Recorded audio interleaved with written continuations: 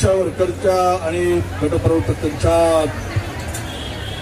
या 1.5 महिन्यापासून सुरू असलेल्या आंदोलनाला भेट देण्यासाठी माझ्यासोबत आलेले शिक्षक मतदारसंघाचे आमदार सन्माननीय सुधाकर अडबाले सर, दुसरे पदवीधर मतदारसंघातून निवडून आलेले अमरावती विभागातील आमदार आमचे लिंगाळे साहेब,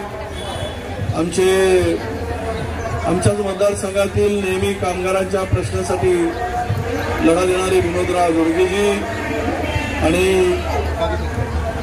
काबितजी, सर्व माझ्या या आंदोलनामध्ये सहभागी झालेल्या माझ्या भगिनी आणि उपस्थित सर्व आपण, खरं तर मला इतकं दुःख होतं या सगळ्यांचं की माणसाच्या सरकार म्हणून काही संवेदनशीलता आहे की नाही, काही संवेदना आहेत की नाही, ज्यांच्याकडे एकीकडे महिला सक्षमीकरणाच्या गोष्टी आणि भाषण केले जातात आणि दुसरीकडे मात्र स्वतःच्या हक्कासाठी महिला उन्हातानात घरदार सोडून, मुलं बाळ सोडून, कुटुंब सोडून आपलं आयुष्य सुखरूप किमान 4 दिवस जे काही सेवा आम्ही करतो त्या सेवेतून थोडा तरी आम्हाला जगण्यासाठी आधार मिळाला पाहिजे यासाठी आंदोलन करतात आणि त्यामध्ये यांच्या संवेदना कुठेच दिसत नाही. तर हे मला वाटतं की शब्दाला मर्यादा नसतात, पण इतकेही गेल्याची कातडी जाळ असावी असं सरकारने वागू नये अशी माझी नेहमीची भूमिका राहिली आणि ते मला दिसते. माणूस सत्ता ही बदलत असते, सत्ता ही काही परमनंट नसते, सर्वोच्च नसते. सत्तेचा मुकुट घालून काही कोणी जन्मापासून मरणापर्यंत शेवटपर्यंत जगत नसतो. पण जी संधी मिळाली त्यावेळेस त्या संधीतून लोकांच्या आयुष्याचं किमान आपण सोनं करावं किंवा लोकांचं आयुष्य आपल्यामुळे काही सुखकर होईल अशी आशा नक्कीच आपण त्या पदावर असणाऱ्या लोकांना, त्या लोकांची इच्छा असली पाहिजे, इच्छाशक्ती असली पाहिजे. मी ज्यावेळेस पहिल्यांदा प्रश्न मांडला त्यावेळेस अजितदादांनी सोमवारला प्रश्न उपस्थित केला, त्यावेळेस अजितदादांनी उभं राहून सांगितलं की आम्ही त्यांनी पण झुकायला पाहिजे. अरे सत्ताधाऱ्यांनी नेहमी नम्र वागायला पाहिजे, सत्ताधाऱ्यांनी जनतेपुढे झुकायला पाहिजे, लोकांना झुकवण्याची व्यवस्था केली पाहिजे. पण इतकी गरमी आणि इतक्या उर्मी या भाषणातून, त्यांच्या उत्तरातून मला दिसली की हे खरं तर ज्यांना संवेदना नाही, ज्यांच्यामुळे जे उभे होतात, ज्या पदावर पोहोचतात त्यांनाच लाथ मारणारी जर विचार असतील तर त्यांच्याकडून अपेक्षा किती ठेवावी आणि कशा ठेवाव्यात. पण मी तुम्हाला एक विश्वास सांगेन, मी त्या दिवशी प्रश्न उपस्थित केला. मला वाटतं की शुक्रवारी सकाळी 10 वाजता एक डेप्युटेशन आपलं काम आहे, तुम्हाला मी बोलवेल आणि मी मुख्यमंत्री आणि त्या वित्तमंत्र्यांच्याकडे मी आज वेळ घेऊ. आज तर ते तिघे गेले आहेत, त्या यवतमाळला गेलेले आहेत आणि हौस अजूनही सुरू आहे. यांचा आज मांडून काय उपयोग होणार नाही, पण उद्याला हा प्रश्न मांडून मी वेळ घेईल आणि तुम्हाला बोलवेल की तुम्हाला सोपं काम आहे. ठीक आहे, तुमची मागणी काही असेल, पण आज 8,000 रुपयाचा प्रस्ताव तयार आहे, 7,000 आणि गटप्रवर्तकाला 10 आणि आशा वर्करला 7,000. तर कॅबिनेटची नोट तयार आहे. कॅबिनेट पुढे तुम्हाला लाखो करोडो रुपये उधळायसाठी वेळ आहे. काय आनंदाचा शिधा कुणी मागितला होता? पण त्या 100 रुपयामध्ये जबरदस्तीनं, कारण ठेकेदाराचा पोट भरायसाठी. आता दिवाळीला देतात, दसऱ्याला देतात, प्रत्येक जयंतीला देतात.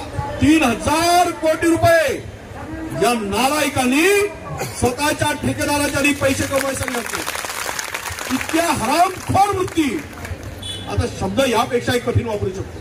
आग होते माणसाची. आम्ही गडचिरोली सारख्या जिल्ह्यातून मोठे झालेले कार्यकर्ते आहोत. काय परिस्थितीतून आम्ही आलो.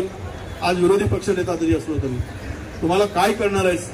जे गरिबी, राजाच्या पोटी राजा जन्मतो त्याला गरिबाच्या वेदना कळत नाही, पण गरिबीतून ज्या वेळेस माणूस मोठा होतो त्या वेदना कधीही संपत नाही, त्या नेहमी हृदयात असतात. आम्ही त्या परिस्थितीतून आलेलो. अरे नेहमी म्हणत असतो मी, काट्यात रुतला की त्याच्या वेदना रुततो त्यालाच कळतात. बारीक बघणाऱ्याला वाटतं की एवढूसा काटा आहे, पण त्या काट्याच्या वेदना किती असतात त्याच्या पायात रुततो त्यालाच कळतं. ज्यांनी सातत्यानं कधी काटाही पाहिला नाही त्याला त्या वेदना कळत नाही.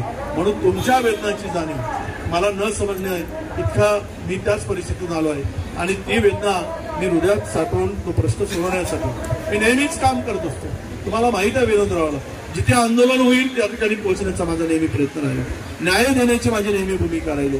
मागच्या वेळेस कोविडमध्ये तुम्ही सगळ्यांनी कठीण कामात प्रश्न केला, मी मंत्री होतो, माझ्या जिल्ह्यामध्ये खनिज निधीमधून मी माझ्या बहिणीला या संकटामध्ये काहीतरी आधार दिला पाहिजे म्हणून महाराष्ट्रामध्ये पहिला वेळी मंत्री मी की ज्या खनिज निधीमधून माझ्या जिल्ह्यातील अंगणवाडी सेविका आणि आशा गटवर्तकांना मदत करण्याचं काम चंद्रपूर महानगरपालिकेतला विषय असेल, तोही विषय आपण सगळ्यांनी गुणवणी मागे लागल्यानंतर जिथे जिथे गरज पडली, आज कशा परिस्थितीत तुम्ही फिरता पुरा गाव।